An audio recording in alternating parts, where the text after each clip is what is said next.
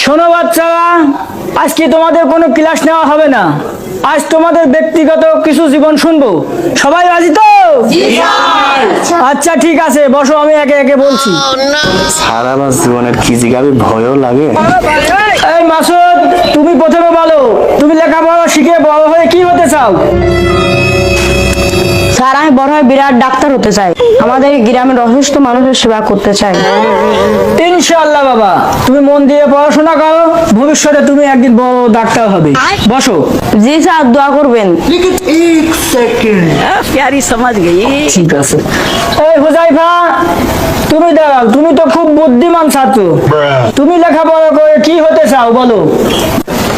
Sir আমি বড় হয়ে পাইলট হতে চাই। স্যার আকাশে উঠতেও পারবো, দেশে দেশে ঘুরতেও পারবো।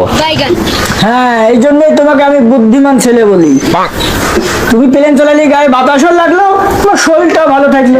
प्यारी समझ गई। এই তুমি বসো। আরে তুমি দাঁড়াও, তুমি মনে হচ্ছে নতুন ভর্তি হয়েছো।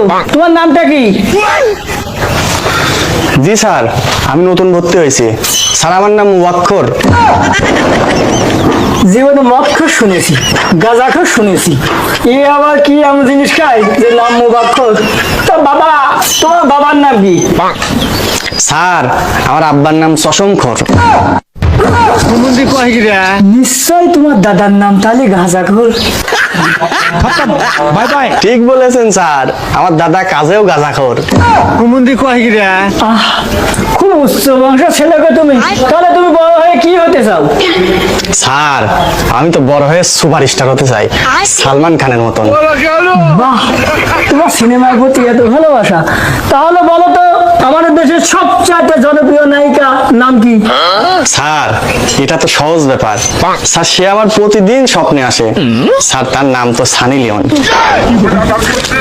তুমি নায়ক খাবো শালা, চশম খাওয়া বংশধর, লেখাপড়া বাদ দিয়ে তুমি সানি লিওনের স্বপ্ন দেখো। এই জন্যই তার বংশের নাম চশম খো। তোকে এখন বাদাম দেবো শালা। হে প্রভু, হে প্রভু।